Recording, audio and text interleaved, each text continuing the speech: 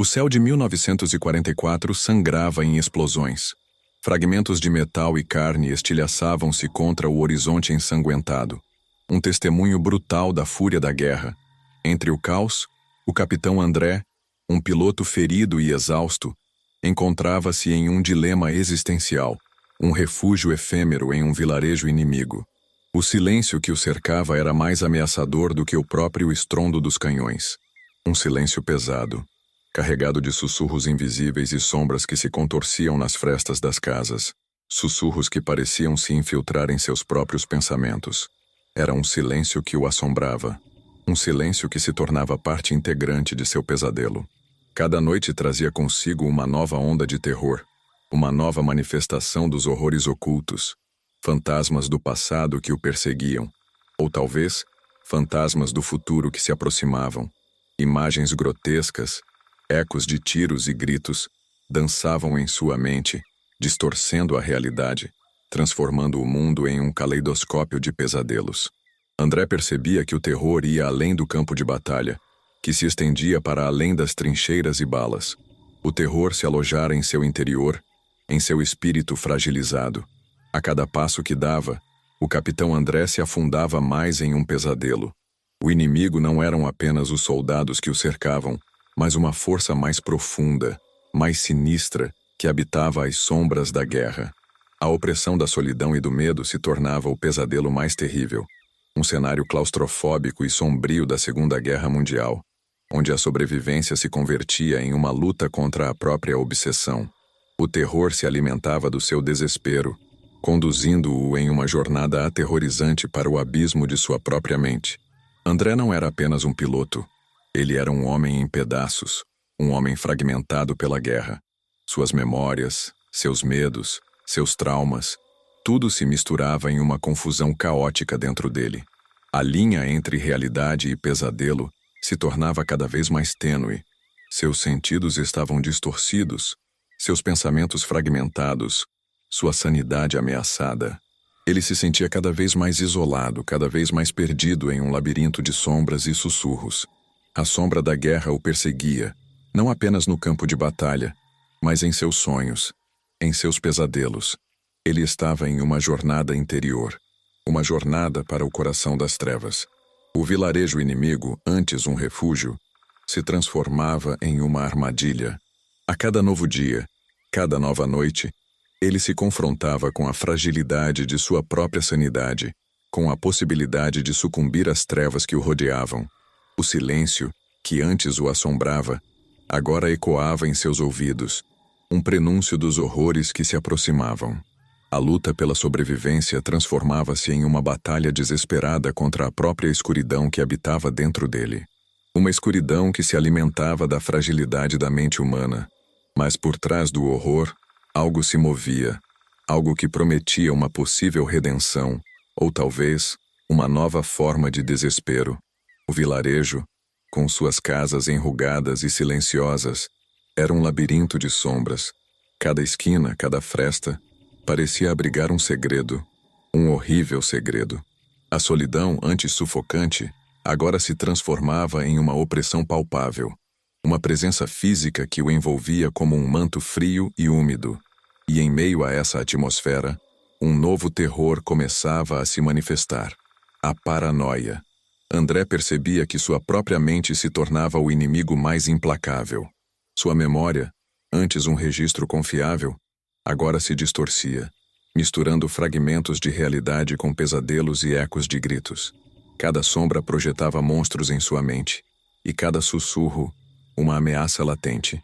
Agora, considerem como isso se aplica quando enfrentam a fragilidade da própria sanidade. A linha entre a realidade e a alucinação se tornava cada vez mais tênue. Além disso, os rostos dos moradores do vilarejo se tornavam máscaras impenetráveis. Seus olhos, espelhos que refletiam não apenas a guerra, mas também o próprio medo. Eles eram seus potenciais aliados ou inimigos. A resposta, ele percebeu, residia em seus próprios olhos, em sua própria fragilidade. Cada gesto, cada olhar, cada palavra carregava um peso insondável. Um peso que se tornava parte integrante da sua própria culpa. Contrastando com a opressão, Surgiam estranhos lampejos de esperança, como cintilantes brasas em um bosque noturno, sinais discretos, quase imperceptíveis, que sugeriam a possibilidade de uma saída, de uma verdade escondida. Esses lampejos, porém, eram tão fugazmente tênues quanto o brilho de uma estrela distante, projetados nas trevas da guerra. Imagine um jogo de xadrez, onde cada peça representa um momento, um gesto, um pensamento, e o tabuleiro, a própria realidade de André, sendo lentamente destruído, peça por peça pela obsessão da guerra. Os movimentos das peças, seus aliados e inimigos, tornavam-se cada vez mais imprevisíveis, como se uma força externa, um mal oculto, manipulasse suas ações, suas decisões. O destino, então, não era mais uma questão de escolha, mas uma dança macabra entre o livre-arbítrio e o destino. Agora, como se fosse um labirinto, a fragilidade de sua própria mente o prendia a cada passo. E em meio a esse caos, André percebia um novo significado em sua própria vulnerabilidade. A vulnerabilidade, nesse contexto, era uma forma de resiliência, uma força escondida em meio às trevas. Era a sua chave para entender a escuridão que o cercava. E a paranoia, antes uma entidade abstrata, agora se manifestava como uma realidade opressora. Além da paranoia, uma nova sombra se projetava sobre André, a sensação crescente de isolamento. Não era apenas a solidão física, mas uma separação existencial, uma crescente despersonalização. Ele se via como um estranho em seu próprio corpo, observando suas ações e pensamentos como se fossem os de outra pessoa. Agora imagine como isso se aplica quando você se sente um observador externo de sua própria vida. A realidade, outrora sólida, agora se fragmentava em pedaços. Sonhos se misturavam com a vigília. Lembranças distorcidas se intrometiam em seus pensamentos. A linha entre o consciente e o inconsciente se tornava um rio turvo, implacável em sua correnteza. Cada lembrança, cada fragmento de memória, era uma faca afiada cortando e reconfigurando sua identidade.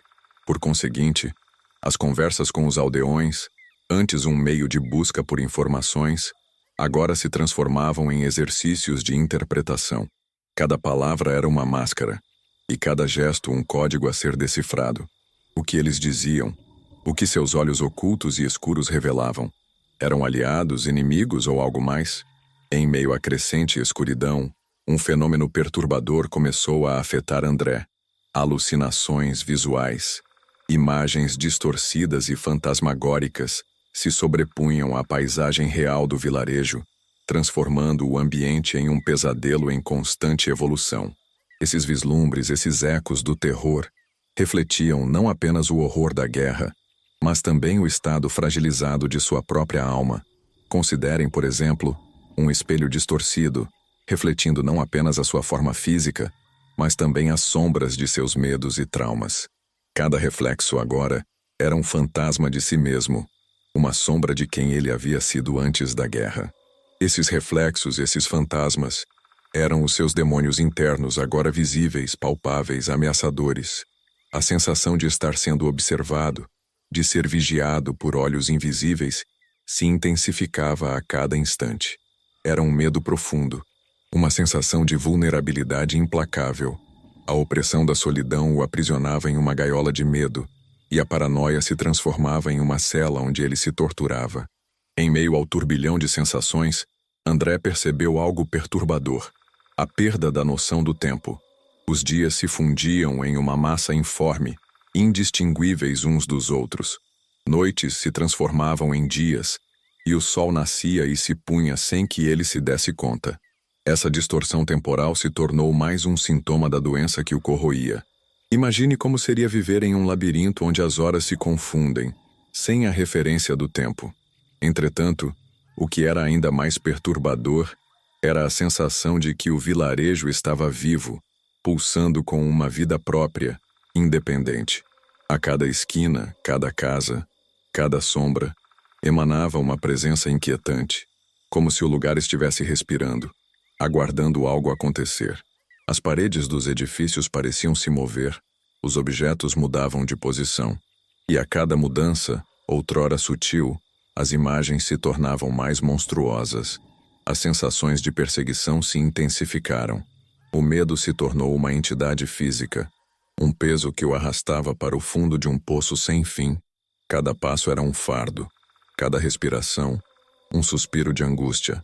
E a cada instante, a linha entre a realidade e a alucinação ficava mais tênue, mais assustadora. André começava a ter vislumbres de eventos passados, de momentos que nunca havia vivido, mas que, de alguma forma, eram parte de sua atual realidade. Imagens confusas, cenas desordenadas como fragmentos de um filme sem sentido. Esses flashes, como se fossem pedaços de um quebra-cabeça incompleto, eram as lembranças distorcidas que o assombravam, insinuando um passado oculto, um passado trágico. Essas visões eram acompanhadas por sons estranhos, ecos de gritos, sussurros fantasmagóricos, a sinfonia do horror. Esses sons, como se fossem as notas de uma música macabra, se misturavam às lembranças distorcidas, criando uma atmosfera opressiva, como se sua mente estivesse se desfazendo em um caos sombrio. Agora, imagine como essas visões distorcidas e esses sons ameaçadores podiam moldar a sua percepção da realidade. Ele se encontrava em um labirinto mental, onde cada passo o levava para mais fundo na escuridão.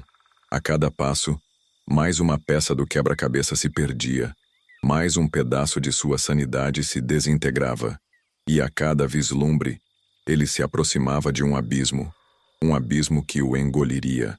Concomitantemente com a fragmentação da realidade, André percebia uma mudança sutil, mas perturbadora, em sua própria percepção do corpo. Sensações estranhas e desconfortáveis se manifestavam, formigamentos, dormências e uma crescente sensação de estranhamento com suas próprias mãos e pés. Era como se seu corpo não pertencesse mais a ele, como se fosse uma peça de um quebra-cabeça danificada e deslocada. Imagine a sensação de não reconhecer mais seu próprio corpo. Em contraste com essa desconexão física, surgia uma estranha familiaridade com o vilarejo, como se de alguma forma ele já tivesse estado lá antes, em um passado distante e nebuloso. Um passado que a cada instante se tornava mais real, mais vívido. Cada objeto, cada sombra, cada sussurro, carregava uma memória escondida, um eco de um passado desconhecido e perturbador. Sobressaindo-se entre essa confusão, havia um objeto peculiar que chamava a atenção de André. Um relógio de bolso antigo, de ouro, encontrado em uma das casas. O relógio, embora funcionando perfeitamente, não marcava o tempo de forma convencional. Os ponteiros giravam em círculos cada vez mais rápidos, como se o tempo estivesse em aceleração, descontrolado. O relógio, então, não era apenas um objeto, era um espelho distorcido, refletido nas visões distorcidas de André, que o aprisionava em um ciclo infernal. Esse relógio, esse objeto enigmático, tornou-se um símbolo da desorientação crescente de André, do seu descontrole sobre o tempo e o espaço. Ele era uma metáfora perfeita sobre a fragilidade da realidade, uma prova da fragilidade da própria sanidade. A cada tic-tac do relógio, o tempo parecia se contrair, espremer-se em um espaço cada vez menor. A sensação de estar aprisionado, encurralado, se intensificava. A cada momento, o tempo se tornava mais um inimigo silencioso e implacável, que o aprisionava em um ciclo infernal. Os ponteiros do relógio, em sua louca dança, representavam a fragilidade do seu próprio destino. André agora sentia-se como um boneco de pano, manipulado por forças invisíveis e obscuras. Seu corpo, sua mente, seu próprio tempo, tudo estava sendo desfeito, transformado em algo sem sentido, algo perturbador. A fragilidade da realidade se revelava em sua forma mais aterrorizante. A crescente sensação de despersonalização em André se aprofundava, como raízes de uma árvore monstruosa que o envolviam, sufocando-o. Ele se tornava cada vez mais um observador externo de sua própria existência, como se estivesse assistindo a um filme, em que o protagonista era ele, mas não ele. Agora, considerem como isso se aplica quando você se sente um espectador passivo em sua própria vida. Por outro lado, algo peculiar começou a acontecer. André sentia-se atraído por um mistério obscuro que emanava das paredes do vilarejo. Eram sussurros ecos de um passado obscuro, revelando segredos que o aterrorizavam e o atraíam ao mesmo tempo. Cada sussurro, cada sombra, era uma peça de um quebra-cabeça antigo. Um quebra-cabeça que representava a própria história do vilarejo e, talvez, a sua própria história. Diante dessa revelação, uma nova questão se impunha. O que havia acontecido naquele vilarejo? Era um lugar amaldiçoado? Um lugar assombrado por espíritos do passado? Ou algo mais horrível, algo que transcendia o entendimento humano? E nesse ponto, André se via envolvido em uma teia de mistério e terror. A atmosfera opressiva parecia conspirar para aprisioná-lo. Cada objeto, cada sombra, cada sussurro, parecia sussurrar segredos implacáveis, como se o vilarejo fosse um livro aberto que revelava os horrores de seu passado. A cada sussurro, a cada sombra, a cada vislumbre, ele percebia que o tempo não era apenas uma construção humana, mas uma ferramenta que podia ser manipulada, distorcida, até mesmo anulada. Considerem a imagem de um espelho quebrado. Cada fragmento reflete uma parte da realidade, mas nenhuma delas é a inteira. Assim era a sua realidade, dividida em pedaços, em 1000 visões fragmentadas e distorcidas. E cada fragmento, cada vislumbre, era uma peça do quebra-cabeça, uma peça que o levava mais fundo no abismo do terror. Os moradores, antes figuras enigmáticas, agora se transformavam em personagens de um pesadelo. Cada olhar, cada gesto, cada palavra, carregava um peso insondável. E em meio a essa atmosfera de mistério e terror, André percebia que a verdade por trás do vilarejo era ainda mais terrível do que ele havia imaginado. A verdade, ele temia, estava escondida nas sombras, esperando o momento certo para emergir e despedaçar sua sanidade. Ao contemplarmos a jornada de André até aqui, um quadro inquietante se revela.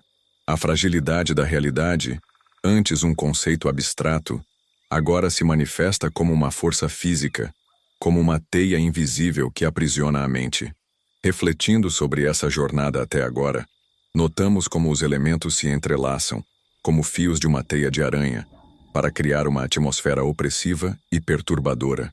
A paranoia, a perda da noção do tempo, a despersonalização, as visões distorcidas e os ecos do terror, todos esses elementos, a princípio isolados, se unem em uma sinfonia perturbadora, como as notas de uma música macabra que se intensifica a cada instante. Eles não são meros sintomas. São reflexos de uma realidade mais profunda, mais sombria. Eles são manifestações da própria fragilidade da mente humana, de sua vulnerabilidade diante do desconhecido. Imagine uma tela em branco, sobre a qual pinceladas de medo, paranoia e desespero são depositadas. Cada pincelada, cada detalhe, contribui para a obra de arte perturbadora que é a experiência de André. A tela então representa a própria alma de André, sendo lentamente destruída, transformada em uma aquarela de horror. Como se fosse um labirinto, as ações e percepções de André se entrelaçam, criando um ciclo vicioso. O medo alimenta a paranoia alimenta a despersonalização, e a despersonalização alimenta o medo, num terrível círculo vicioso. E o que emerge desse ciclo é uma profunda sensação de desespero, como se a própria sanidade estivesse sendo corroída, consumida pelas trevas. Agora, considerem a importância do tempo nesse contexto. O tempo, em sua linearidade, é uma ilusão. Ele se torna uma ferramenta para aprisionar a própria realidade, para manipular a percepção do sujeito. E a mente de André, presa nessa ilusão, se torna uma vítima indefesa. O vilarejo, então, se transforma em um palco para a tragédia que se desenrola dentro da própria mente. À medida que nos aproximamos do final desta jornada, uma pergunta crucial surge. Qual o significado último dessa experiência? O que André descobrirá sobre si mesmo e sobre o mundo à sua volta? O que ele levará consigo para além das trevas do vilarejo? A resposta, como todas as respostas verdadeiramente assustadoras, reside no próprio abismo. A jornada de André, em meio ao turbilhão do terror, se torna um espelho para nós. Não é apenas a história de um piloto ferido, mas um retrato da fragilidade humana em face do desconhecido, da fragilidade da realidade em si.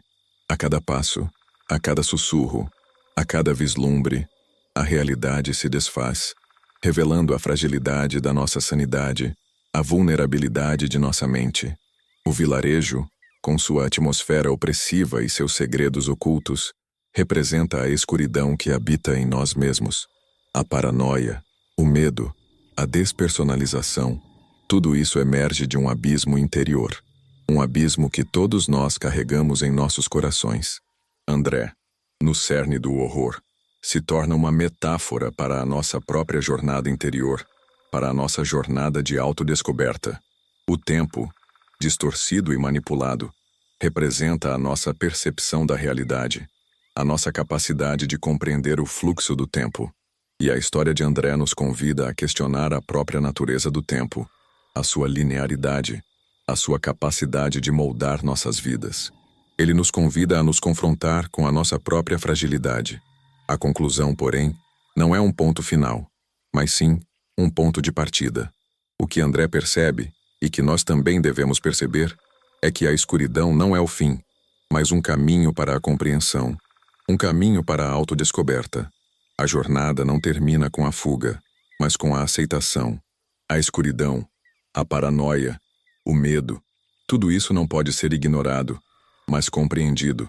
Compreender a nossa própria fragilidade, a nossa vulnerabilidade, é o primeiro passo para a verdadeira força. E assim como André, devemos nos permitir mergulhar nas profundezas do nosso próprio terror, para finalmente encontrá-lo. O verdadeiro aprendizado não reside na negação, mas na aceitação.